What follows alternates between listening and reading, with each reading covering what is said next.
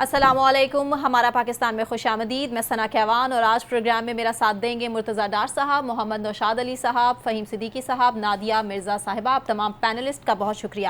ناظرین، آج بات کریں گے ہم سب سے پہلے دیر آئے درست آئے۔ جی ہاں، ایپیکس کمیٹی کے اجلاس میں جو اہم فیصلے کر لیے گئے ہیں، جو اہم فیصلہ غیر قانونی طور پر مقیم غیر ملکیوں کو ملک فوری طور پر چھوڑنے کا حکم جاری کر دیا گیا ہے۔ 1 نومبر کی ڈیڈ لائن جو ہے وہ دے دی گئی ہے، اور جو اس ڈیڈ لائن کو کراس کرے گا غیر ملکی، اس کی جتنی بھی جائیدادیں ہیں اس کو فوری طور پر ضبط کر لیا جائے گا۔ جی ہاں، اور آرمی چیف نے یہ صاف کہہ دیا ہے کہ پاکستان کے عوام کی جان و مال اس وقت سب سے زیادہ ضروری ہے، اس کی حفاظت سب سے زیادہ ضروری ہے، کسی بھی اور چیز سے زیادہ۔ آٹا ہو، چینی ہو، ڈالر ہو، اور افغان ٹرانزٹ ٹریڈ نے پاکستان کی معیشت کو جس تباہی کے دہانے پر لا کھڑا کیا ہے، اس کا جو ذمہ دار ہے، اب ان کو فوری طور پر ملک سے نکالنے کا وقت آ چکا ہے کہ ان کو ملک چھوڑنا ہوگا۔ یہ اہم فیصلہ ہے جو کہ کر لیا گیا ہے۔ اسمگلنگ ہو، کلاشنکوف کا کلچر ہو، جو پاکستان میں دہشت گردی ہو، جو صورتحال ہے جس سے ہم نمٹ رہے ہیں، اس سے اللہ کرے کہ جلد از جلد ہماری جان چھوٹ جائے۔ جو سب سے پہلا سوال ہے فہیم، میں آپ ہی کے سامنے رکھوں گی کہ خیبر سے کراچی تک جو افغانیوں کا غیر قانونی پھیلاؤ ہے، آپ کو کیا لگتا ہے کہ اس سے پاکستان کو کتنا نقصان پہنچا؟ دیکھیں، 21 لاکھ غیر قانونی افغانی جو ہے نا وہ اس وقت ملک میں موجود ہیں۔ یہ وہ ڈیٹا ہے جو ہمارے اداروں کے پاس ہے۔ جو اصل فگر ہے وہ اس سے کہیں بہت زیادہ ہے۔ یہاں ان کی تیسری نسل جو ہے وہ اس وقت پل رہی ہے، پروان چڑھ رہی ہے۔ اور کون سا کاروبار ہے جس میں جو ہے اس وقت وہ حصے دار نہیں ہے، جس میں انہیں بعض کاروبار، اگر صرف میں کراچی کی حد تک بات کروں تو بعض کاروبار پہ ہول سول ان کا پوری طرح سے قبضہ ہے۔ یہاں پر آپ گرم کپڑے کا کاروبار دیکھ لیں، یہاں آپ قالین کا کاروبار دیکھ لیں، یہاں آپ جو ہے وہ میوہ جات کا کاروبار دیکھ لیں، یہاں آپ مختلف قسم کی ہیوی ٹرانسپورٹ کا کاروبار دیکھ لیں، آپ ہیوی مشینری جو اس وقت یہاں پہ ترقیاتی کاموں میں استعمال ہوتی ہے اس کو وہ دیکھ لیں۔ یہاں پہ باقاعدہ طور پہ ایک افغان بستی موجود ہے۔ وہ افغان بستی میں رہنے والے جو ہیں وہ ایک ایسی جگہ پر رہتے ہیں جہاں پر پاکستان کا قانون نہیں کام کرتا، نہیں چلتا۔ وہاں پر اس وقت شہر میں جو چوری، ڈکیتی، اسٹریٹ کرائم کی وارداتیں ہیں، ان میں افغانی گروہ ملوث ہیں۔ ایسے افغانی گروہ ملوث ہیں جو شہریوں کے ساتھ جب ڈکیتی کی وارداتیں کرتی ہیں تو خواتین کو زیادتی کا نشانہ بناتے ہیں ان وارداتوں میں۔ یہ تو چلے میں نے وہ بتا دیا آپ کو جو شہری زندگی سے متعلق ہیں۔ اب آ جائیں ذرا اسمگلنگ، بہت بڑا مسئلہ ہے ہمارا۔ افغان ٹرانزٹ ٹریڈ کے نتیجے میں یہاں پر جو ہے وہ نیٹو کا اسلحہ اس شہر میں جو ہے نا وہ اگر پھیلا ہے، وہ مختلف گینگ وارز کے ہاتھوں میں آیا ہے تو وہ افغان ٹرانزٹ ٹریڈ کے نتیجے میں آیا ہے۔ اگر یہاں پر جو ہے وہ ہیروئن کا کلچر اگر یہاں پر بڑا ہے، کلاشنکوف کا کلچر یہاں پر بڑا ہے، اور پھر سب سے بڑھ کے افغانی 3 تحفے ہیں ہمارے پاس ضیاء الحق صاحب کے ماشاء اللہ کے دور کے۔ وہ 3 تحفوں میں ایک افغانی ہے، ایک کلاشنکوف ہے، ایک ہیروئن ہے۔ یہ تینوں تحفے ہم آج تک لے کر چل رہے ہیں۔ اس کا حال جو ہے ہم نے تباہ کر لیا۔ 80 سے لے کر آج 2023 میں ہم بات کر رہے ہیں۔ ان 43 سالوں میں ملک کا حلیہ بگڑ گیا ہے، لیکن کبھی بھی ہم نے جو ہے وہ اس کو سنجیدگی سے نہیں لیا۔ ہم یہ دیکھتے ہیں کہ جی عالمی برادری کیا کہے گی، UNHCR کیا کہے گا۔ ارے بھائی وہ کیا کہیں گے وہ بات کی بات ہے، پہلے دیکھو کہ اپنے یہاں کیا حال ہو گیا ہے۔ دہشت گردی کہیں سے کہیں پہنچ گئی ہے۔ کیا ہوا تھا مشرف دور کے اوپر؟ آپ نے افغان پالیسی پہ یو ٹرن لیا تھا، وہاں پہ اس وقت کشمیر پالیسی پہ آپ نے یو ٹرن لیا تھا۔ آپ کے یہاں جو ہے وہ بے در پہ جو ہے وہ خودکش حملے شروع ہو گئے تھے۔ ہزاروں شہری، میں سینکڑوں کا ورڈ نہیں استعمال کر رہا، آپ اٹھا کے دیکھیے مشرف دور سے لے کر اب تک ہزاروں شہری دہشت گردی کے نتیجے میں جو ہے وہ شہید ہوئے ہیں۔ خود میرا بیٹا اور میری بھانجی شہید ہوئے ہیں، میں کسی اور کی کیا بات کروں۔ تو یہ سب سچویشن ہے، اور انصاف کسی کچھ بھی نہیں۔ آج بھی آپ کہتے ہیں کہ جناب افغانستان سے تعلقات جو ہے وہ ہمیں اچھے کرنے چاہیے، افغانستان میں ہماری مسلم گورنمنٹ، مسلم بھائی ہیں، صحیح ہیں، بالکل ٹھیک ہے یہ والی باتیں کہنے کی حد تک، لیکن اس وقت تک یہ باتیں سننے میں اچھی لگتی ہیں جب وہاں سے بالکل ایسا ہی رسپانس آ رہا ہو۔ بالکل ان کے رویے دیکھنے والے ہیں نا، وہ کر کیا رہے ہیں۔ ابھی آپ دیکھ لیں نا کہ کیا ہوا ہے میلاد النبی کے اوپر، 2 دہشت گردی کے واقعات آپ کیا ہوئے ہیں، الٹا الزام ہمارے اوپر ہے کہ جی ہم ملوث ہیں۔ ہم کہاں سے ملوث ہیں؟ ہم تو خود سب سے زیادہ دہشت گردی کا شکار نیشن ہے۔ دنیا جو ہے ہمیں جو ہے افغان جنگ میں دھکیل کا خود پیچھے ہٹ گئی ہے، اور ہم آج تک جو ہے اس افغانیوں کو، افغان جنگ کو ہم آج تک بھگت رہے ہیں۔ بالکل ٹھیک ہے۔ مبشر بخاری صاحب نے ہمیں جوائن کیا۔ مبشر بخاری صاحب بہت شکریہ آپ کا۔ آپ کیا کہیں گے اس پر؟ جو افغانی ہے اس وقت ان کا پھیلاؤ کراچی سے خیبر تک اس قدر بڑھ چکا ہے کہ جو اب اچھا اقدام سامنے آیا ہے ایپیکس کمیٹی کے اجلاس میں، آرمی چیف اس وقت ان ایکشن ہے، ان کو نکالنے کی جو پالیسی ہے وہ بھی ترتیب دے دی گئی ہے۔ کتنا نقصان پہنچا اتنے سالوں میں ہمیں؟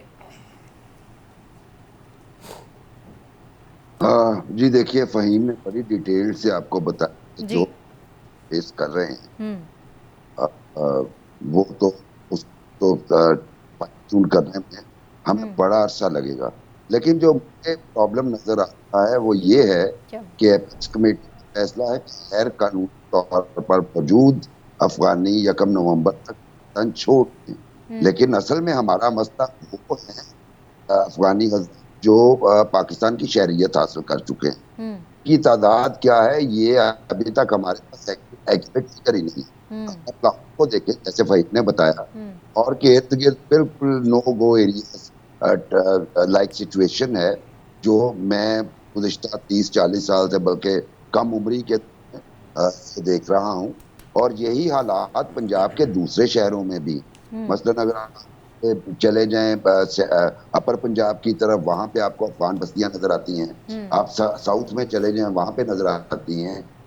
سارے لیگل ہیں یعنی وہ یہاں پہ شادیاں کر چکے ہیں آگے ان کی آف سپرنگ ہو چکی ہے جو پاکستانی سٹیزن ہیں. اور اس کے بعد اگر ہم ریسورسز کی بات کریں تو لاہور کا بڑا مشہور علاقہ ہے جسے آپ مین بولے وارڈ گلبرگ کہتے ہیں.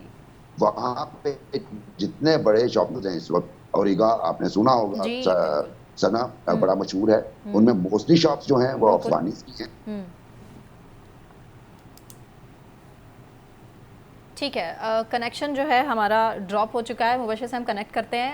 نوشاد صاحب آپ کیا کہیں گے اس پر؟ آپ کا کیا رسپانس ہے؟ افغانی جو کرتے پھر رہے ہیں جو افغانستان کا ایک ایٹیٹیوڈ ہے ٹھیک ہے ان کی کرنسی مضبوط ہے اس ٹائم اور پاکستان کی کرنسی مضبوط نہیں ہے لیکن اس طرح کا ایٹیٹیوڈ کچھ تو خیال کیا ہوتا کچھ تو دیکھا ہوتا کہ پاکستان نے کیا کیا ہے افغانستان کے لیے. دیکھیے اگر آپ مجھ سے پوچھ رہی ہیں کہ افغانی اتنی اسٹرانگ ہو گئی ہے اور ہم ویک ہو گئے ہیں تو یہ انہی کا کیا در ہے. بالکل یہ انہی تو جو ہمیں ملا ہے وہ آج تک ہم بھگت رہے ہیں. بات یہ ہے کہ میں مبشر صاحب کی بات آگے بڑھاؤں گا کہ شاید ہی کوئی ایسا کاروبار ہو کاروبار زندگی ہو خاص طور پہ کاروبار جس میں افغانی موجود نہ ہوں. میں آپ کو 90s کا ایک قصہ اگر سنا سکوں. میں یہ جو شاہ عالمی کے ساتھ ایک قلعے کی گھاٹی ہے وہاں پہ ایک نا سٹپنی مارکیٹ ہے. اچھا وہاں پر ایک صاحب مجھے ملے ایک چھوٹا سا ینگ لڑکا تھا. وہ یہ جو پانڈی جس کو کہتے ہیں نا جو سامان اٹھا کے لے کے جاتے ہیں اور وہ ٹرکوں تک پہنچاتے ہیں اور پھر آگے اس کو بلٹی کیا جاتا ہے دوسرے شہروں میں بھیجا جاتا ہے. وہ وہاں پہ وہ افغانی جو تھا وہ پانڈی کا کام کرتا تھا. میری ملاقات اس بچے سے کوئی 1.5 سال بعد ہوئی تو مجھے پتہ چلا وہ ایک دکان خرید چکے ہیں. اور وہ دکان جو ہے شالمی میں جو لوگ جانتے ہیں جو لاہور میں رہتے ہیں یا جو کاروبار کے معاملات کو سمجھتے ہیں وہاں پر اگر 4x4 فٹ کا تھڑا بھی لینا ہو تو اس کی مالیت جو پگڑی کے حساب سے ملتی ہے وہ کروڑوں میں ہے. اور وہ پوری ایک دکان خرید چکے تھے. اور کچھ عرصے بعد پتہ چلا کہ وہ 3 بھائی ایک ساتھ 3 دکانیں خرید چکے ہیں. میں نے ایک دن اس کو چائے پہ انوائٹ کیا. میں نے ان سے ریکویسٹ کی کہ مجھے بھی وہ طریقہ بتائیں کہ جناب آپ یہ 2-3 سالوں میں ماشاءاللہ آپ کے 3 بھائی ہیں کروڑوں کا یہ کاروبار ہے یہ کس طرح آپ معاملات کو دیکھتے ہیں. انہوں نے تو جواب نہیں دیا لیکن بہرحال وہاں ارد گرد کے لوگ جو ہیں وہ یہ بتاتے تھے کہ یہ جو افغانی ہیں چونکہ یہ ٹرانسپورٹ کے کاروبار میں ان کا بڑا غلبہ ہے.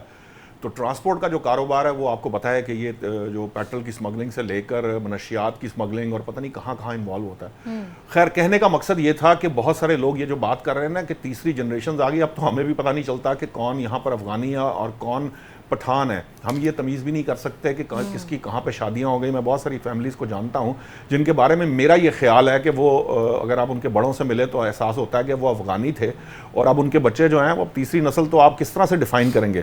شہریت والے لوگ تو بالکل ڈیفرنٹ ہیں. یہ تو ایک بہت بڑا جسے کہتے ہیں نا پینڈورا باکس ہے جس کی طرف اشارہ کیا جا رہا ہے.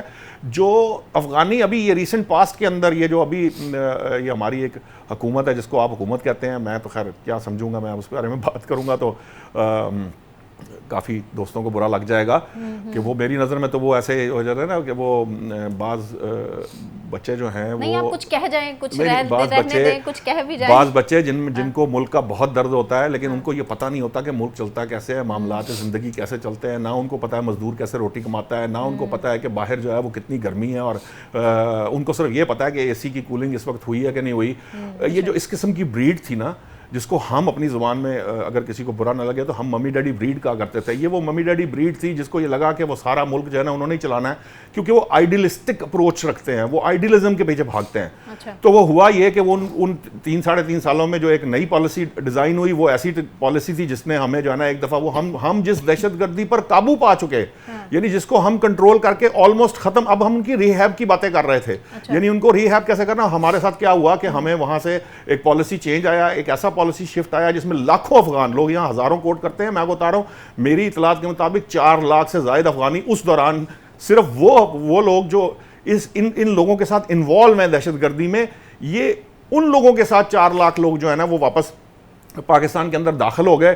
اور اس کے علاوہ جو ہے 11 لاکھ کا ایک ڈیٹا دیا جاتا ہے, اس میں سے وہ کہتے ہیں کہ 8,80,000 رجسٹرڈ ہیں, باقی سارے جو ہیں جنہوں نے رجسٹریشن نہیں کرائی وہ 4-6 لاکھ وہ ہیں. اور اگر فہیم صاحب کے ڈیٹا کو مان لیا جائے, یہ جو فہیم صاحب جس ڈیٹا کی بات کر رہے ہیں, تو اگر ہماری آبادی کے اندر 20-22 لاکھ وہ بھی ہوں تو پھر تو یہاں پر ہر کاروبار پہ بھی وہ چھائے ہوئے ہیں, وہ کنٹرول میں بھی ہیں. اور یہ سارا کچھ اب ان کو اس کا احساس اس لیے انہوں نے لیا. میں یہاں ایک بات ضرور کروں گا, یہ افغانیوں سے زیادہ ہمارا اپنا قصور ہے. دنیا کے کس حصے میں کون سا UNHCR جو ہے وہ یہ کہتا ہے کہ آپ اپنے ملک کے قوانین کے تحت چیزوں کو ٹرائل نہ کریں؟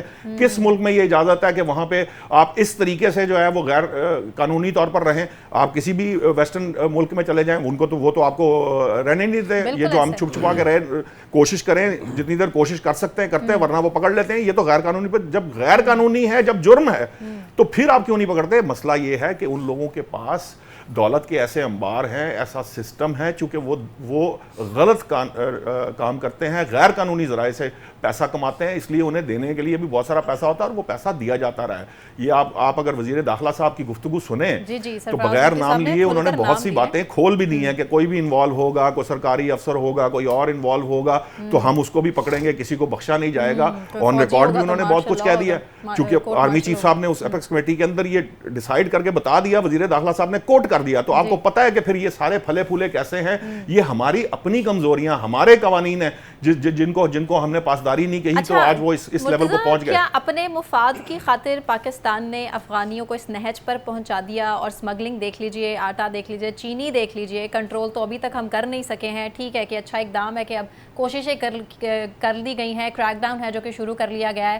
آپ اس پر کیا کومنٹ کریں گے؟ دیکھیں, سب سے پہلی بات تو یہ ہے کہ دیر آئے درست آئے. ٹھیک, افغانیوں کا یہاں سے انخلا اور واپس ان کے ملک میں چلے جانا پاکستان کے لیے ہمیشہ سے اس کے حق میں بہتر تھا. آپ ذرا تھوڑا سا اس مجھے ٹائم اگر آپ دیں تو میں سمجھانا یہ چاہوں گا, جو کہ ہمارے بہت سارے ناظرین کو شاید اس کا علم بھی ہوگا. 3 مختلف مین سٹریمز ہیں جس میں انفلٹریشن ہوئی ہے پاکستان میں افغانیوں کی. ایک جنرل ضیاء صاحب کے دور میں, دوسری جو بھی ریسنٹ جو ٹیک اوور ہوا TTP کا افغانستان کے اندر, اس کو اسلام کی اور حق کی اور پتہ نہیں کس کس فتح سے جوڑا گیا, اور تیسرا ایک کنٹینیوس انفلٹریشن ہے جو بارڈر سے 10, 20, 15, 50, 100 بندہ کر کے ہوتی رہی اور اب بھی جاری ہے. یہ 3 مین انفلٹریشنز ہیں. اعداد و شمار جو سرکاری ہیں وہ 3 ملین یعنی 30 لاکھ بھی بتاتے ہیں, اور جو غیر سرکاری ہیں وہ 0.25 کروڑ سے 1 کروڑ کی ان کی آبادی بتاتے ہیں. ان کی نسلوں سے لے کے کاروبار سے لے کے ان تمام چیزوں کے اوپر بات ہو چکی ہے. لیکن آپ یہ سوچیں کہ جو شخص تورا بورا کی پہاڑیوں سے اٹھتا ہے, وہ کابل سے اٹھتا ہے اور وہ لاہور میں, اسلام آباد میں آتا ہے, تو آپ یوں سمجھ لیجئے کہ اسی طرح ہے جس طرح ہم یہاں سے اٹھے اور نیو یارک میں چلے جائیں. تو ان کے لیے یہاں پہ آنا اور یہاں پہ آ کے بسنا اور یہاں پہ اپنے زندگی کے معاملات کو چلانا بہت زمین اور آسمان کا فرق ہے. ہم نے ان کو برادر اسلامی, بھائی ممالک اور جذبہ خیر سگالی پتہ نہیں کون سے نعرے لگا کے یہاں پہ ہم نے ان کو کیا ویلکم, اور مختلف اس کے فیزز تھے اور مختلف اس کے پیچھے ایشوز تھے, کیمپینز تھیں, ریزننگ تھی. اب آپ ان کو یہاں پہ لے آئے اور ماشاءاللہ جب سے آپ قائم ہیں تب سے لے کر اب تک آپ کو غربت نے ہی گھیرے رکھا ہوا ہے. آپ کے پاس اپنے لوگوں کو روٹی کھلانے کے لیے تو ہے نہیں. آپ کے ہاں کتنے لوگ ہیں جو ایک وقت کی روٹی کھا کے سوتے ہیں؟ آپ وہاں سے دوسرے محلے داروں کو بلا رہے ہیں, بھائی آپ بھی آ جائیں, آپ بھی آ جائیں, ہم تو بھوکے سو رہے ہیں, تم بھی ہمارے ساتھ بھوکے سو جاؤ. آپ نے یہ کام کیا ہے. یہاں پہ 9 ارب ڈالر چاہیے افغانستان میں موجود افغانیوں کو چلانے کے لیے, جو امریکہ کولیشن سپورٹ فنڈ کے نام پہ دے رہا تھا. اس 9 میں سے 6 لے جاتی تھی عوام, اور 3 ارب ڈالر تھا اس کی فوج, یعنی کہ افغان فورسز کو چلانے کے لیے. فورسز ہو گئی ختم جب طالبان نے ٹیک اوور کیا. 6 ارب ڈالر کی روٹی چاہیے بھائی, وہاں پہ نہیں ہے. تو آپ نے ٹھیکیداری اٹھا لی. اس کے بغل میں چائنا بھی ہے, سینٹرل ایشین ریاستیں ہیں, اس کے بغل کے اندر ایران بھی ہے. کس حد تک یا کتنا انہوں نے ویلکم کیا؟ چلیں کچھ % ہم کہہ سکتے ہیں, پاکستان کا اس کا تو کمپیریزن ہے ہی نہیں. تو ہم نے جب ان حالات, ان مسائل اور وسائل کو سامنے رکھتے ہوئے یہ حرکت کی, تو چونکہ اب آپ اس کو ریکٹیفائی کر کے آئیڈینٹیفائی کر کے سارٹ آؤٹ کرنا چاہ رہے ہیں تو برائے مہربانی ان لوگوں کے خلاف بھی تھوڑا سا ایکشن پلان کریں جنہوں نے ان کو ویلکم کیا. بالکل. ابھی پچھلی ٹینیور کے اندر آپ کے ISI چیف صاحب وہاں پہ جا کے کابل میں چائے کا کپ کی تصویر پورے دنیا کے اوپر چلی, وہاں پہ کھڑے ہیں. What message was that? وہ کیا میسج تھا؟ افغانستان کی سرزمین ہمیشہ سے ہی پرابلمیٹک رہی ہے. آپ TTP کی بات کر لیں, آپ TTA کی بات کر لیں, آپ داعش خوراسان چیپٹر کی بات کر لیں جو ان کا مڈل ایسٹرن چیپٹر ہے, آپ جس بھی چیز کی بات, جتنے بھی وہاں پر گروپس ہیں وہ دھڑے دے آل آر افغانیز, اس میں کوئی ازبک شامل ہیں, کوئی تاجک شامل ہیں, وغیرہ وغیرہ, ایک لمبی فہرست ہے ان کی. لیکن یہ مختلف بینر تلے, مختلف لیڈران یا سربراہان کے بینر تلے کام کرتے ہیں. TTP کی بات کر لیں, they all are Afghans, most of them are Afghans. یہ افغانستان سے اسپلنٹر گروپ ہے جس کے ذریعے وہ یہاں پر آئے ہیں. اور جو داعش خوراسان کی آپ بات کرتے ہیں, یہ وہ لوگ ہیں جو TTA سے ناراض ہیں. انہوں نے اپنے وہاں پہ گروپس بنا لیے, ان گروپس کے تحت انہوں نے اپنا نظام چلانا شروع کر دیا, اور وہ جو مڈل ایسٹرن چیپٹر تھا داعش کا اس کے اندر شامل ہو گئے. سو ان کی ہسٹری ہی یہ رہی ہے. جنگجو اپنے آپ کو کہتے ہیں, کلیم کرتے ہیں, وہاں سے کوئی گاڑیاں مینوفیکچر ہو کے نہیں نکلتی, وہاں سے کوئی سائنس اور ٹیکنالوجی نہیں ہوتی, وہاں پہ کوئی اپنی مینوفیکچرنگ اس میسو لیول کی دنیا میں نہیں وہ کرتے. They produce nothing. Nothing means nothing. ایک کارپیٹ کے علاوہ کوئی چیز نہیں میں نے افغان کی کبھی سنی ہو. تو میرا کہنے کا مقصد یہ ہے کہ آپ تو یا تو جذبہ خیر سگالی کے تحت معاملات چلا لیں اپنی ریاست سے, تب چلا لیں جب آپ بڑے اسٹرانگ ہیں اور آپ کی معیشت جو اسٹرانگ ہے. نوشاد صاحب فرما رہے ہیں کہ وہ نہیں حرکتیں کرتے بھائی. آپ نے سوئٹزرلینڈ کی بات کی ہے, دیکھیں آپ یہ سوئٹزرلینڈ یا وہاں چلے جائیں, ان کی کرنسی ڈاؤن نہیں آئی, ہماری کرنسی کا بیڑا گرک ہو گیا. بالکل ایسا ہی ہے. مبشر صاحب کچھ ایڈ کرنا چاہ رہے ہیں؟ جی مبشر. ہمیں تو سنا سنتی نہیں ہے. نہیں فہیم, میں آپ کو دیکھا نہیں, میں آپ کو دیتی ہوں ٹائم. جی وہ یہ تھا کہ ہمیں میرا خیال ہے کہ سیلف اکاؤنٹیبلٹی سب سے پہلے کرنی چاہیے. سارے دوستوں نے پالیسیز کا ذکر کر دیا. یہاں پہ تو یہ حیرتناک واقعات بھی ہوئے ہیں کہ افغان شہری پاکستان کی سینٹ کے اور نیشنل اسمبلی کے ممبر بھی ہوئے ہیں یہاں سے. اور 2002 میں جب الیکشن ہوئے تھے جنرل مشرف کے دور میں, تو اس وقت بھی ہمارے 2-3 MNAs ایسے تھے جو افغانی تھے اور انہوں نے پاکستانی نیشنل ID کارڈ لیا, اور پھر یہاں پہ چونکہ مختلف مدارس میں تعلیم حاصل کرتے رہے تھے پہلے, تو یہ والا معاملہ بھی اپنی جگہ پہ موجود تھا. اور پھر وہ بھی ایک جو ہے کام اسکول کے طور پہ کرتے رہے کہ کبھی جب ایسی پالیسی بنے تو وائس ریز کر دیں, جی مسلم بردرہڈ ہے, ہمارا ہمسایہ ہے, مسلمان بھائی ہیں. اور باقی کرائسس بھی, مطلب میں 1999 میں پہلی دفعے, میری آواز آپ تک پہنچ رہی ہے سر؟ پہنچ رہی ہے مبشر صاحب. جی بس اب نہیں پہنچ رہی, جیسے نہیں پہنچ رہی. جی فہیم, اب آپ جی میں آپ کو ٹائم دے رہی ہوں. جی فہیم, آپ کا پوائنٹ. دیکھیں میں اس بات پہ تو ایک قصہ میرے پاس بھی سنانے کے لیے میں آگے تھوڑی سی دیر میں سناتا ہوں آپ کو, لیکن اس وقت میں صرف ایک بات کرنا چاہتا ہوں کہ افغانی جن کاروباروں جو کاروبار اس وقت کر رہے ہیں, جو میں نے تھوڑی دیر پہلے گنوائے بھی ہے, تو چند کاروبار ہیں نا یہاں پر کراچی میں, پورے پلازا جو ہے انہوں نے خریدے ہوئے ہیں. پچھلے دنوں جو ہے وہ کسٹم نے کاروائی کی, مختلف آج بھی کر رہی ہے, مختلف علاقوں میں مختلف شہروں میں کاروائیاں ہو رہی ہیں کسٹمز کی. وہ چھاپے مارتے ہیں مارکیٹوں کے اوپر, وہاں سے اسمگل شدہ مختلف سامان نکالتے ہیں. کہیں سے کوئی آواز نہیں آئی, لیکن ایک جگہ سے آواز آئی جب ایک ایسی بلڈنگ کے, ایک ایسی مارکیٹ کے اوپر چھاپا مارا گیا جہاں کی 80% دکانیں افغانیوں نے خریدی ہوئی تھیں. انہوں نے آ کے جو ہے وہ, جب یہ چھاپا مارا گیا, انہوں نے آ کے جو ہے روڈز بلاک کر دی, امن و امان کا مسئلہ پیدا ہو گیا, فائرنگ شروع کر دی. یہ سب وہ کر رہے ہیں. اب میرا اصل پوائنٹ کیا ہے, میں یہ کہنا چاہتا ہوں, دیکھیں جتنے کاروبار میں نے گنوائے ہیں, آپ یہاں سے جب افغانیوں کو واپس بھیجیں گے, یہ سارے کاروبار کون ٹیک اوور کرے گا؟ ہم پاکستانی تو کریں گے نا, ہمارے لیے بہتر ہے نا, ہمارے گھروں میں رزق آئے گا نا. یہاں پہ وہی والی سچویشن ہے کہ جناب کماتے یہاں سے ہو, بھیجتے وہاں پر ہو. یہ سب کب تک چلے گا آخر؟ اور پھر وہاں سے اور بلا لیتے ہو, وہ آ کے یہاں پر رہتے ہیں, یہاں پہ مزید کاروبار کرتے ہیں. چھوٹے یعنی ننگے پیر آئے تھے اور آج جو ہے وہ مختلف قسم کی بلڈنگ خرید چکے ہیں. اور پھر سب سے بری بات جو تکلیف دہ مجھے لگی تھی نا پچھلے دنوں, وہ سب سے بری بات مجھے یہ لگی تھی کہ کراچی میں کچرا اٹھانے کے لیے گورنمنٹ نے ایک معاہدہ کیا ایک چینی کمپنی سے, اور چینی کمپنی نے نیچے وہ معاہدہ جو ہے وہ کر لیا افغانیوں کے ساتھ کہ گھروں سے کچرا جو ہے افغانی اٹھائیں گے. بھئی کیا ہو رہا ہے, ہمارے یہاں کوئی پالیسی کیوں نہیں بنتی؟ میں آپ کو ایک چھوٹی سی جلدی سے قصہ سنا دوں. میرے گاڑی کے باہر شیشہ جو ہے وہ نکال, وہ اس پورا جو ہے وہ میوزک سسٹم نکال کے لے گئے. میں نے کیمرے میں دیکھا گھر کے باہر گاڑی کھڑی ہوئی تھی, تو اس میں جو ہے وہ نظر آیا کہ ایک چھوٹا سا افغانی بچہ کچرا چننے والا 10-11 سال کا ہوگا, وہ نکال رہا ہے, ڈالتا ہے اپنے اس میں, چلا جاتا ہے. خیر میری گاڑی جو ہے انشورڈ تھی, میں نے فوری طور پر ان کو کہا جن سے انشورڈ تھی, انہوں نے آ کے تصویریں لی. میں آفس آ گیا, آفس میں گاڑی نیچے کھڑی ہوئی تھی, وہ آ کے کسی وقت وہ لگا کے چلے گئے. شام میں جب میں اترا تو میری گاڑی میں وہ میوزک سسٹم لگ چکا تھا. میں نے معمول کے مطابق جو ہے اس کو جب پلے کیا تو وہ ایک گانا جو میں ایک دن پہلے سن رہا تھا وہی گانا جو دوبارہ سے چلنا شروع ہو گیا. ایک لمحے کے بعد مجھے احساس ہوا کہ یہ سسٹم تو کل چوری ہو چکا تھا میری گاڑی سے, یہ کہاں سے آ گیا. میں بڑا حیران ہوا. میں نے اس شخص کو فون کیا جس نے وہ لگایا تھا, وہ جو وینڈر تھا انشورنس کمپنی کا. میں نے کہا تمہیں یہ کہاں سے ملا؟ اس نے کہا جی ہم تو یہ کرتے ہیں سمپل کہ جب ایسی کوئی بات ہوتی ہے تو ہم افغان بستی میں رابطہ کرتے ہیں, وہاں سے جو ہے وہ ہمیں پہنچا دیا جاتا ہے, ہماری دکان کے اوپر وہ ہمیں پہنچا دیا گا, آپ کی دکان میں لگا دیا گیا. یہ صبح میری گاڑی سے چوری ہوا ہے اور شام میں میری ہی گاڑی میں لگ چکا تھا. اس طرح کا نیٹ ورک بن چکا ہے اس شہر میں. یہ سچویشن ہے. مجھے بریک اناؤنس کریے. بریک سے بالکل ٹھیک ہے, جو افغانی ہے وہ سن رہے ہیں اور 1 نومبر کی ان کے پاس ڈیڈ لائن ہے, وہ جلد از جلد ہمارا ملک چھوڑے اور اپنے ملک میں واپس چلے جائے, اور انشاءاللہ یہ جلدی ہونے والا ہے. اب بریک پر جانا ہے. بریک سے واپس آنے کے بعد رانا ثناءاللہ صاحب نے کیا کہا ہم آپ کو سنوائیں گے. ہمارے ساتھ رہیے.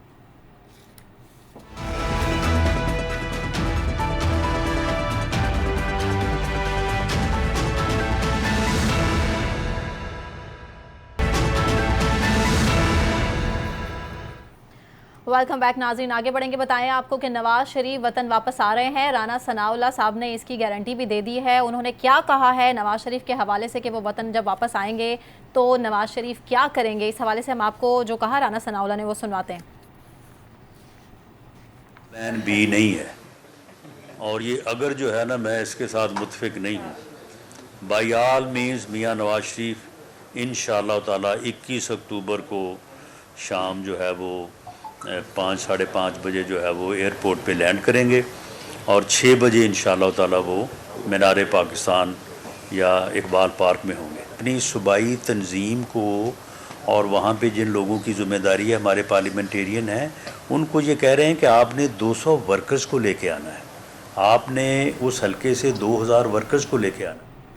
آپ نے سنا رانا ثناءاللہ صاحب کیا کہہ رہے ہیں کہ جی ذمہ داریاں بانٹ دی گئی ہیں. جتنے جو رہنما ہیں نون لیگ کے, ان کو بتا دیا گیا ہے کہ انہوں نے کتنے جو کارکنان ہیں مسلم لیگ نون سے جڑے ان کو لے کر آنا ہے. جو فالوورز ہیں مسلم لیگ نون کے ماننے والے ہیں ان کو مینار پاکستان میں لانا ہے. ان کا جو نواز شریف کا استقبال ہے اس کو یقینی بنانا ہے. سوال جو اس سے جڑا ہے ہمارا نواز شریف کی واپسی کے حوالے سے کہ نواز شریف صاحب وطن واپس آ رہے ہیں. مرتضیٰ ڈار صاحب, آپ کو پتہ ہے کہ جب ایران میں انقلاب آیا نا تو انقلاب سے پہلے آیت اللہ خمینی صاحب عراق میں تھے, اور عراق سے جب وہ آئے واپس ایران میں تو میں ظاہر جتنی تاریخ پڑھ سکا, کچھ امیجز بہت پرانے جو بلر یا بلیک اینڈ وائٹ آتے ہیں وہ دیکھ سکا, اور جو لکھا گیا مختلف رائٹرز کی جانب سے وہ یہ تھا کہ کروڑوں کی تعداد کے اندر لوگ تھے. تب نہ ہونڈا 125 تھا, نہ موبائل ایپس تھیں, نہ لکی ڈرا تھے, نہ کچھ اس قسم کی چیزیں تھیں. وجہ کیا تھی کہ ان کو ایگزائل میں بھیجا گیا تھا, فورسڈ ایگزائل. ان کو یہاں سے یعنی ان کے ملک سے ملک بدر کر دیا گیا تھا because of his political narrative اور تھاٹس. سو یہ میں نے ایک ایگزامپل دی آپ کو. اب کہیں میں نے کسی لیڈر سے ایسی مشابت سنی ان کی تو میرے ذہن میں فوراً بہت ساری چیزیں ہیں, جس میں ایک چیز یہ آئی کہ بھائی ان کو تو کسی نے نہیں بھیجا, یہ تو اپنے پلیٹلیٹس کے چکر میں باہر پہلے بھی سعودی عرب گئے ڈیل کر کے, اب یہ پھر چلے گئے باہر, اور اب یہ آتے ہیں اور سمجھتے ہیں کہ میرا استقبال اسی طرح تہران کے ایئرپورٹ کی طرح لاہور کے ایئرپورٹ پہ ہو کہ لوگ جوگ تر جوگ ہوں اور ٹھاٹھے مارتا سمندر ہو, اور جب میں مینار پاکستان پہنچوں تو سب کچھ بدل جائے, منظرنامہ تبدیل ہو جائے. یہ ہے ان کی خواہش. نہیں ڈاکٹر صاحب, بیسیکلی نواز شریف صاحب یہ چاہتے ہیں کہ جو دور تھا پی ٹی آئی سے پہلے نواز شریف صاحب کا, جو سہانا دور تھا پاکستان کا, وہ معیشت یاد رکھی جائے. جو اس وقت پیٹرول کی پرائسز تھی وہ یاد رکھی جائیں, اس وقت کو یاد کرے پاکستان کی عوام. تو اس وقت جو شخص ان کی معیشت چلا رہا تھا نا, اس کا نام تھا اسحاق ڈار. ویسے تو وہ ڈار ہی ہیں لیکن وہ اسحاق ڈار ہیں. تو اسحاق ڈار چلا رہے تھے, ان کے اسی منتری نے یہ 16 مہینوں میں سے تقریباً 10-12 مہینے تو انہوں نے بھی گزارے ہیں مفتاح اسماعیل سے کے بعد. تو مجھے بتائیں انہوں نے کون سے جھنڈے گاڑ لیے یہاں پہ؟ وہ خود تو خزانے یا تجوری کے اوپر تو نہیں بیٹھے تھے میاں صاحب, ان کے سٹال بڑی چلا رہے تھے نا. تو مجھے یہ بتائیں ابھی کیا کیا انہوں نے؟ انہوں نے تو آگے 200 سے نیچے ڈالر ہوگا, پیٹرول کی یہ قیمت ہوگی وغیرہ وغیرہ, بڑی کہانیاں انہوں نے سنائی. کیا کیا؟ اب کیا کریں گے؟ خزانہ جی خالی. تو خزانہ بھرنے کے لیے کوئی وعدے وعید وہ انٹرنیشنل قوتوں سے لے کے آئے ہیں. ایک خبر میں دیکھ رہا تھا عمر چیمہ صاحب کی ریکوڈیک کے حوالے سے, آج جنگ کے اندر چھپی تھی، انویسٹیگیٹو سٹوری تھی، اور اس کا لب لباب جو انہوں نے دیا تھا اف دیٹ از ٹرو جیسا کہ لکھا ہے، وہ یہ ہے کہ Saudis are going to have a greater chunk in Reko Diq, اور ریکوڈک کے اوپر چلی کی کمپنی سے لے کے آسٹریلین کمپنی سے لے کے $900 ملین کے نقصان اٹھانے سے لے کے ایسے بہت سارے مسئلے مسائل ہیں جو کہ ہم آلریڈی برداشت کر چکے ہیں. کہانی مختصر یہ ہے، میں یہ نہیں کہہ رہا کہ یہ میاں صاحب کے آنے کی وجہ سے ہو رہا ہے، لیکن کہانی مختصر یہ ہے کہ پاکستان کے اندر کوئی بھی محکمہ، کوئی بھی ادارہ یا کوئی بھی ہماری ایسی اسٹرانگ جو ریونیو جنریشن ہونی چاہیے باڈیز، وہ نہیں چل رہی. وہ پی آئی کی مثال لے لیں، آپ ریلوے کی مثال لے لیں، پرائیویٹائزیشن کے علاوہ ہمارے پاس یا کسی کو ہینڈ اوور کرنے کے علاوہ ہمارے پاس کوئی حل بچا نہیں ہے. لیکن اس میں تمام دنیا کے بڑے stake holders movers and shakers کا رول پلے کرتے ہیں، اور ان موبلٹی یا ان موورز اینڈ شیکرز کے رول پلے کرنے کے اندر وہ پھر اپنی سیاست بھی کرتے ہیں، جس کو ریجنل پالیٹکس کہا جاتا ہے. سو بات کر رہی تھی ہم میاں نواز شریف کی واپسی کے حوالے سے، تو خواہشات ان کی بہت لمبی ہے، لیکن اس خواہشات کے پیچھے کچھ گراؤنڈ ریالٹیز بھی ہیں. گراؤنڈ ریالٹی ایک ایٹمی قوت بھی تو ہے پاکستان کو بنایا انہوں نے. بالکل ہے جی، پاکستان ہے، اور بیلنس آف پاور خطے کے اندر رکھنا جو ہے نا وہ بھی ضروری ہوتا ہے، اور اس بیلنس آف پاور کو رکھنے کے لیے جو دنیا کی بڑی طاقتیں ہیں نا وہ اپنے اپنے رول پلے کرتی ہیں.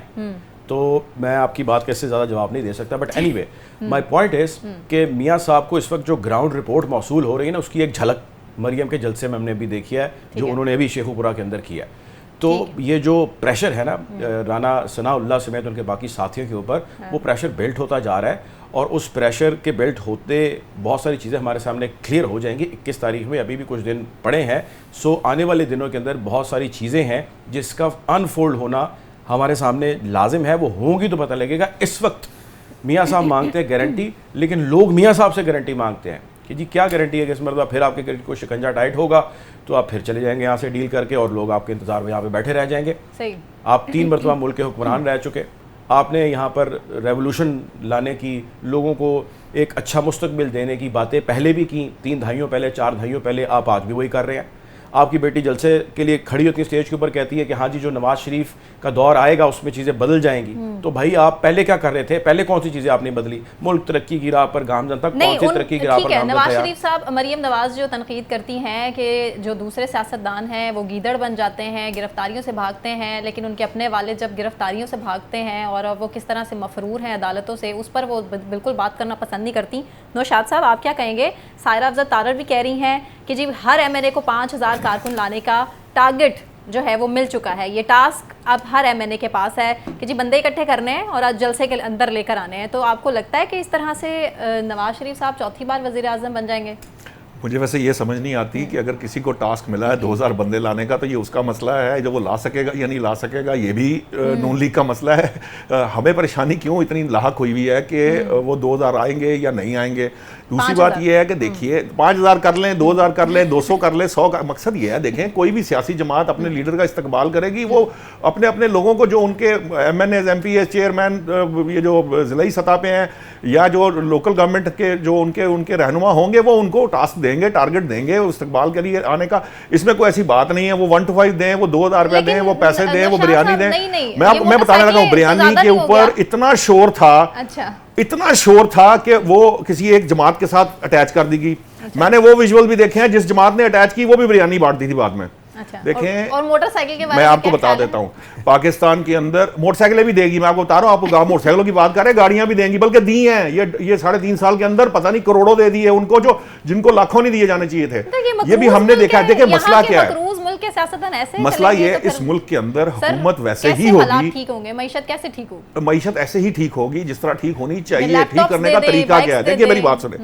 آپ جب یہ کہتے ہیں کہ کوئی فرض کرے نواز شریف صاحب یہ دعویٰ کرتے ہیں کہ میں معیشت ٹھیک کر دوں گا، بھائی آپ کو خوش ہونا چاہیے کہ ٹھیک کرنے والا آ گیا، آپ ٹھیک کریں گے. فرض کریں کہ بلاول بھٹو صاحب کہتے ہیں کہ ٹھیک کریں گے، وہ کر سکیں گے یا نہیں کر سکیں گے یہ اس کے بعد ہی طے ہو سکتا ہے نا کہ وہ کر سکتے ہیں. اب آپ کہیں گے کہ جناب 2018 یا 17 یا 16 میں کیا حالات تھے؟ 2016-17 کے اندر 2016 کیسے ٹھیک کر لیں گے؟ میں آپ کو بتانے لگا ہوں، میری بات تو سن لیجیے نا. 3 دہائیوں سے وہ یہی ڈار صاحب مسئلہ یہ ہے، میں نے ابھی بتایا کہ ایک گروپ ہے وہ آئیڈیلسٹک اپروچ کے تحت چل، جس کو یہ نہیں پتا یار بائی ریڈی والا جو ہے وہ کماتا کیسے ہے اور وہ گھر کیسے لے کے جاتا ہے، اس کو کیا پتا کہ کام کیسے. میں آپ کو بتاتا ہوں، اس کی مثال بھی دیتا ہوں. یہ وہ آئیڈیلسٹک لوگ تھے جو کہتے تھے کہ ورنہ اس کو ہم یہ بنائیں گے, وہ کہتے تھے کہ ہم پرائم منسٹر ہاؤس کو جو ہے وہ یونیورسٹی بنا دیں گے, بن گئی نہیں بنی. میں آپ کو بتا رہا ہوں نہیں بنے گی. یہ ایڈلسٹک اپروچ کے ساتھ سسٹم نہیں چلیں گے. یہ جو باتیں کرنا بڑا آسان ہے بھائی, 2018 میں حکومت کی معیشت ٹھیک تھی, اگر ٹھیک تھی تو پھر آپ مان لیں, اگر نہیں ٹھیک تھی آپ اس کے آرگومنٹ کریں گے اس وقت معیشت ٹھیک نہیں تھی. اچھا 2018 میں ٹھیک نہیں تھی, 2019 میں ٹھیک ہو گئی, 20 میں ٹھیک ہو گئی, 21 میں ٹھیک ہو گئی, نہیں ٹھیک ہوئی ٹو این ایکسٹینٹ کہ آپ ڈیفالٹ تک پہنچ گئے. یہ سب کچھ ہم نے دیکھ لیا نا. تو جب میرے سامنے ایک کمپیریزن یہ ہوگا کہ 3 سال 3.5 سال کے اندر آپ ملک کو یہاں لائے اور اس سے پہلے سچویشن یہ تھی, تو میں کیا چوز کروں گا؟ میں وہ چوز کروں گا جو میرے لیے بہتر ہے. لیکن اب دیکھیے میں جو بات کر رہا ہوں, ایک اور بات بتا دوں, تو عوام کی رائے ہے نا میری رائے نہ آپ کی رائے. میں اپنی رائے کی بات کر رہا ہوں. عوام فیصلہ کرے گی, عوام دیکھ رہی ہے, عوام کے سامنے سارا کچھ ہے. یہ 16 ماہ کی بات ضرور کی جاتی ہے. ڈار صاحب کو, اب ڈار صاحب اپنے ہی بڑوں کو ماننے کو تیار نہیں ہے, ہم کچھ نہیں کر سکتے, یہ ان کا اور ان کا مسئلہ ہے. لیکن میں آپ کو ایک بات بتاؤں, دیکھیے بات کو سمجھیے کہ 3.5 سال کے اندر جس چیز کو جس حد تک خراب کیا گیا یا خراب ہوئی, آپ بلیم نہ بھی کریں, جس حالت میں تھی اس کو ٹھیک کرنے میں کچھ وقت لگتا ہے.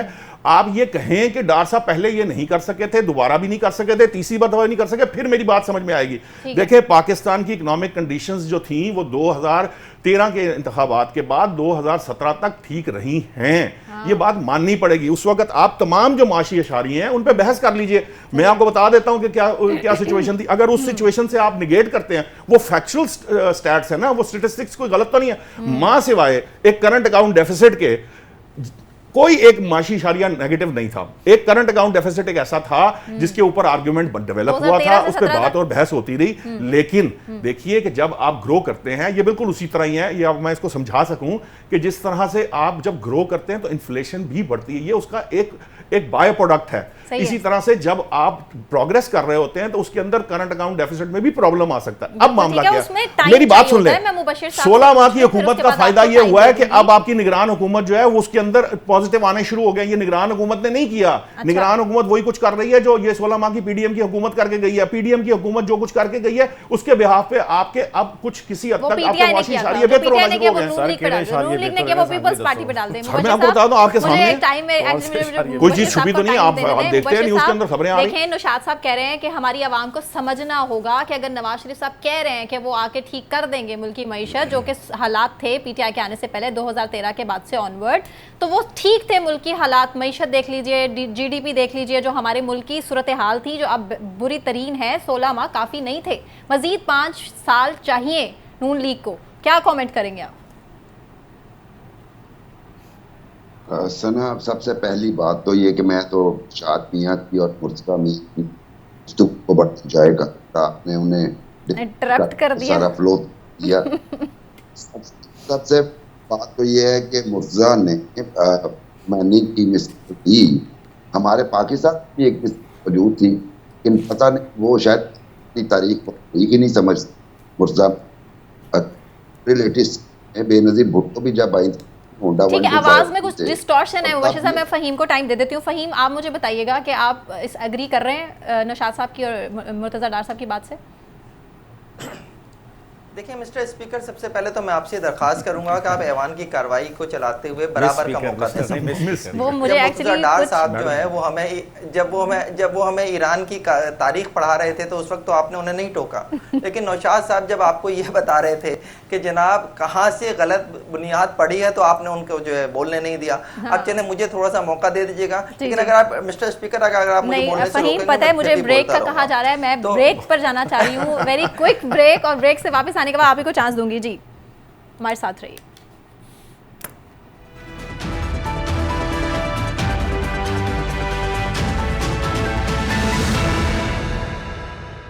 ویلکم بیک ناظرین. بریک سے پہلے ہم بات کر رہے تھے نواز شریف کی وطن واپسی کے حوالے سے. رانا ثناء اللہ نے میک شور کیا ہے کہ جی نواز شریف صاحب وطن واپس آ رہے ہیں. فہیم آپ سے سوال ہے کہ نواز شریف صاحب وطن واپس آئیں گے اور آنے کے بعد کیا صورتحال رہے گی؟ دیکھیں نواز شریف صاحب وطن واپس آئیں گے یہ طے ہے, اس کے اوپر کوئی دوسری بات نہیں ہے. بہت ساری باتیں ہم مختلف پروگرامز میں کر چکے ہیں, آج پھر کر لیں گے, کوئی فائدہ نہیں ہوگا. میں آپ کی بات کے اوپر آتا ہوں تھوڑا سا پیچھے سے, جو پچھلے بریک سے پہلے ہم بات کر رہے تھے, بہت امپورٹنٹ بات ہے. ہم یہ بات کرتے ہیں کہ پاکستان کی معیشت جو ہے وہ تباہ کن ہے. تباہ کن کیوں ہے؟ دیکھیں تباہ اس لیے ہے کہ ہم بیسیکلی جو ہمارا ایشو ہے جو سالہ سال سے رہا ہے وہ یہ ہے کہ ہم کماتے ہیں, ہمارے پڑوس میں اگر کوئی جنگ چھڑ جائے, वो एक होता है ना कि जनाब पड़ोस में जंग होगी तो हमारा असला बिकेगा या हमारे लिए फंड्स आएंगे, ये हुआ है। अफगान जंग के नतीजे में हमने जिया दौर में भी कमाया, अफगान जंग के नतीजे में हमने जिया दौर में भी कमाया, अफगानिस्तान के माहौल के ऊपर, वहाँ मौजूद हालात के ऊपर, अलकायदा के वहाँ पर होने के मौजूदगी के ऊपर, अमेरिका के वहाँ पर हमले के बाद जो है हमने फिर कमाया, बेतहाशा कमाया परवेज मुशर्रफ के दौर में। अब जब वहाँ पे सब कुछ सेटल हो गया, अब मसला ये है कि अब बाहर से तो पैसा आ नहीं रहा, अब ना आप यहाँ से आफिया को उठाकर दे सकते हैं, ना यूसुफ रमजी को दे सकते हैं, ना रमजी बिन अल-शीबा को दे सकते हैं, ना सफ़ीर जो था वो ज़ईफ उसको दे सकते हैं, वो सब तो ख़त्म हो गया। अब मसला आ गया कि आप खुद कैसे कमाएं। अब हम खुद क्यों नहीं कमाते? वहाँ मसला क्या है? वहाँ मसला ये है कि हमारे यहाँ एक शख्स कमाता है, एक घर में 10 खाते हैं। बिल्कुल, हमारा सबसे बड़ा मसला यही है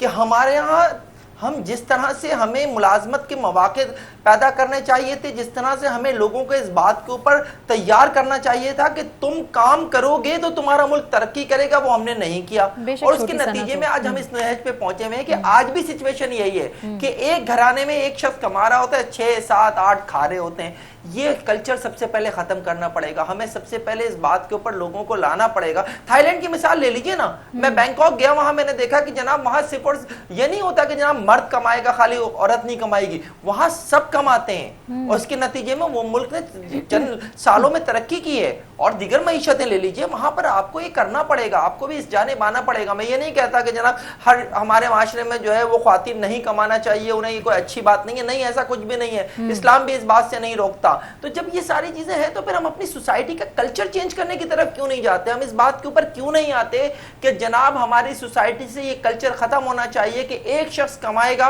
और 10-8 बैठकर खाएंगे। ये खत्म कर लीजिए। नवाज शरीफ आने के बाद जो है वो अगर उनको ये माहौल मिलता है, वो ये देने में कामयाब हो जाते हैं, मुल्क उससे तरक्की करता है, तो नवाज शरीफ जो है वो अच्छे ठहरेंगे। उसकी जगह चेयरमैन पीटीआई को मौका मिल जाए, वो ये सब कुछ कर लेते हैं, मुल्क तरक्की करेगा, वो अच्छे हो जाएंगे। सिंपल ये है कि मौका पूरा करने दिया माशी गर्दाब से जो निकालेगा, टेन्योर पूरा करने दिया आपने खुद मेरे मुंह की बात कर ली। बिल्कुल ठीक। बहुत शुक्रिया आपका। जी बहुत देखिए फ़हीम ने बड़ी पते की बात की, लेकिन उससे पहले थोड़ा सा मैं वो ईरान के इनकलाब से निकल के पाकिस्तान की एक वो रिसेप्शन अप्रैल 1986 वाली का तज़किरा करूंगा। तो वो भी हमारे पास एक बेंचमार्क बना हुआ है और उस वक्त भी होंडा 125 नहीं थे, वर्कर्स को लाया नहीं गया था और बहुत सारे लोग जो ज़िया की डिक्टेटरशिप को सफ़र कर रहे थे, पिस रहे थे, वो इस्तकबाल के लिए पहुंचे। तो पाकिस्तान में भी ऐसा माहौल बन सकता है बशर्ते के लीडर पॉपुलर हो। एक तो उसके लिए ये है, उसके लिए फिर आपको 5-5, 2-2 हज़ार की जरूरत नहीं पड़ती। मेरी आज ही एक PMLN के हिसाब से बात हो रही थी, उन्होंने टारगेट रखा हुआ है 1 लाख खबा लोग और असाइनमेंट जैसे राना साहब कह चुके हैं लगा चुके हैं, और मियाँ साहब जो हैं आएंगे, मीनारे पाकिस्तान जाएंगे और उसके बाद वो लॉ एनफोर्समेंट एजेंसीज को सरेंडर कर देंगे। वो हाँ 2 घंटे रहते हैं, 1 रात रहते हैं, लेकिन बहरहाल ये तो तय है कि उनकी बेल के लिए कम से कम उन्हें हवालात में यानी जेल में कुछ जाना पड़ेगा, क्योंकि इसके बगैर चारा नहीं है। ये तो हो गई बात इस यहाँ की। अब बात वही है कि पाकिस्तान की 51% आबादी जो है वो खवातीन पे मुश्तमिल है और मोस्टली जो है उसमें हाउस वाइफ्स हैं, चूंकि हमारा कल्चर बहुत बड़ा प्रॉब्लम है उनके काम करने में। अब हर जो है लड़की सना या हर खातून सना केवान तो नहीं हो सकती, और ये कितने परसेंट हैं, 10% होंगी टोटल वुमेन पॉपुलेशन की जो वर्किंग होंगी, और उनमें से हर क्लास से जो है वो ताल्लुक रखती हैं। तो सबसे बड़ा फैक्टर तो एक ये है। दूसरा हमारा फ़हीम साहब के ज़हन में यकीनन होगा और नौशाद और डार साहब के ज़हन में भी होगा, पॉपुलेशन फैक्टर। ठीक है, मतलब जिस चीज को हमें और कॉशन पे कॉशन हमारे इकोनॉमिस्ट भी और ग्लोबल ऑर्गेनाइजेशंस भी दे रही थी कि ये जो हमारी पॉपुलेशन है ये बढ़ती यहाँ तक चली जाएगी कि हमारी इकोनॉमी की कमर तोड़ देगी, जो कि हुआ अदर फैक्टर्स के अलावा। तीसरी अहम बात यह है कि जो रिसोर्सेज आते हैं उसकी गैर मुनसिफाना तकसीम और जो गैर तरक्याती अखराजात हमारे यहाँ पे होते हैं, वो ज़रा कभी उठा के देख लीजिए। कुछ तो मंजरे आम पे आ गए हैं, बहुत सारे नहीं आए। वो जो एक गले में पड़ा हुआ है ढोल, वो हमें बजाना पड़ता है, और प्रोटोकॉल के नाम पे चूंकि हम तो सिंपल लाइफ नहीं गुजार सकते। हमने वो प्राइम मिनिस्टर भी देखे जो साइकिल की मिसालें दिया करते थे लेकिन फिर हेलीकॉप्टर का इस्तेमाल करते थे, اور باقیوں کا بھی یہی حال ہے، میں سنگل آؤٹ نہیں کر رہا. تو جب تک آپ چیزوں کو بالکل اسٹریم لائن نہیں کرتے اور اس سے کوئی نیشنل کنسنسس نہیں کرتے، پالیسیز نہیں بنواتے اور پالیسیز کی لیٹر اینڈ اسپرٹ امپلیمنٹیشن نہیں کرواتے، تب تک اس ملک کا کچھ نہیں ہو سکتا. وہ نواز شریف ہو، وہ عمران خان ہو، وہ بلاول ہو یا کوئی اور طالع آزما آ جائے، تب تک یہ پرابلم رہیں گے. اور طالع آزما تو خیر اسی صورت میں آتے ہیں جب ہمیں ہمارے پاس بیچنے کو، انٹرنیشنل کمیونٹی کو بیچنے کو کچھ ہوتا ہے. تو ابھی چونکہ ہمارے پاس کچھ نہیں ہے، اس سے وہ بھی نہیں آئیں گے. تو لے دے کہ یہی لیڈرشپ ہے جس نے اس ملک کو کرائسس سے نکالا ہے. سے کوشش کر رہے ہیں کہ طالع آزما آ جائیں. جی مجھے فہیم صاحب آواز ٹھیک نہیں آئی، لیکن عرض یہی کر رہا ہوں کہ ابھی وہ لیکن صرف پی ٹی آئی کی آواز آ گئی. فہیم آپ دوبارہ سے کہہ سکتے ہیں. میں کہہ رہا ہوں کہ آج سپریم کورٹ میں جو پروسیجر اینڈ پریکٹس ایکٹ کا مقدمہ تھا، وہاں پہ پی ٹی آئی کے وکیل عزیر کیا نام ہے ان کا، وہ جب بات کر رہے تھے تو انہوں نے جو ہے ان کو باقاعدہ طور پر جج صاحب نے ٹوک کے کہا کہ آپ ماشاءاللہ کا دروازہ ہم سے کھلوانا چاہتے ہیں. بالکل آج تو بہت دبنگ قسم کی جو ہے وہ پروسیڈنگز تھی، بڑی سماعت جو ہوئی ہے کیس کی. اس پر سنا میں اپنے آپ کو سم اپ کروں گا کہ اگر کسی نے تقدیر، چونکہ نئے لیڈرز آپ پیدا نہیں کر رہے، آپ کی ٹریڈ یونینز پہ پابندی ہے، اسٹوڈنٹ یونینز پہ پابندی ہے، نئے لیڈرز نہیں آئیں گے. یہی لیڈرشپ ہے جس نے ملک کو کرائسس سے نکالنا ہے. عوام کو موقع دیجئے کہ ان کے ووٹ گنے جائیں، الیکشن ٹرانسپیرنٹ ہوں، جو ریزلٹ ہو وہ تمام پارٹی اگر ٹرانسپیرنٹ الیکشن ہو، فیئر ہوں، ریزلٹ قبول کریں اور اگر وہ ڈیلیور کریں ویل اینڈ گڈ، ورنہ انہیں ووٹ آؤٹ کر دیں. یہ جب تک آپ اڈاپٹ نہیں کریں گے اور باقی پالیسیز جن کا میں نے ذکر کیا، تب تک ہم فائنینشیل کرائسس سے کسی صورت نہیں نکل سکتے. نعرے تو سارے ہی لگا لیتے ہیں. بالکل ٹھیک ہے. پریکٹس اینڈ پروسیجر بل پر بات کر لیتے ہیں. بہت شارٹ ٹائم ہے، بہت شارٹ کامنٹ آپ سب کا مجھے چاہیے. جو سوال اس سے جڑا یہی ہے کہ supreme court practice and procedure act برقرار رہا تو سابقہ فیصلے کیا محفوظ ہو جائیں گے؟ لیگل پوائنٹ ہے. مرتضیٰ ڈار صاحب آپ ہی سے پوچھ لیتی ہوں. پریکٹس اینڈ پروسیجر بل کے حوالے سے پہلی تو چیز یہ کہ منڈے کو سب ذرا نظریں سپریم کورٹ اور اس کے بینچ کے اوپر لگی ہیں کہ وہ ایک فیصلہ سنائیں. لیکن اس میں جو ایک ہوپ ہے، جو ایک گریٹر اسکول آف تھاٹ کیا ہے، وہ یہ ہے کہ کسی بھی ڈپارٹمنٹ کے، محکمے کے، کسی بھی ٹیم کے چیف کے پاس یہ اختیارات موجود ہونے چاہیے کہ وہ ون مین شو کو جاری رکھ سکے. اس کی مثال آپ کسی کرکٹ ٹیم کی لے لیجئے، اس کی مثال آپ اپنی فورسز کی لے لیجئے، آپ اس کی مثال کسی بھی چیز. نوشاد صاحب آپ کے مطابق؟ دیکھیے میری نظر میں تو ابھی چونکہ یہ کیس چل رہا ہے اس کے اوپر تو میں کمنٹ نہیں کروں گا، لیکن میں اتنا ضرور جانتا ہوں کہ چیف جسٹس نے آج یہ کہا ہے کہ آئین سب سے زیادہ مقدم ہے، پھر قانون ہے اور پھر قواعد و ضوابط ہیں. اور جتنا اب تک کی جو سماعت سامنے آئی ہے اس میں معاملہ آئین اور قانون کے درمیان ڈیبیٹ ہو رہا ہے. یقیناً جو سپریم کورٹ فیصلہ کرے گی بہتر کرے گی، لیکن پارلیمان کی جو طاقت ہے اس کو بہرحال اگنور نہیں کیا جا سکتا. بالکل ٹھیک. پارلیمان کی سپرمیسی، فہیم صاحب آپ کو کیا لگتا ہے کہ قانون اگر سامنے آ کر کھڑا ہو جائے اور سپریم کورٹ یہ کہہ رہی ہے کہ کیا سپریم کورٹ کو اختیار نہیں ہے کہ یہ فیصلے ہونے چاہیے یا نہیں ہونے چاہیے، تو آپ اس پر کامنٹ کیا کریں گے کہ پارلیمان اس کیس کے حوالے سے پلیز اپنا کوئی کامنٹ دیجیے گا؟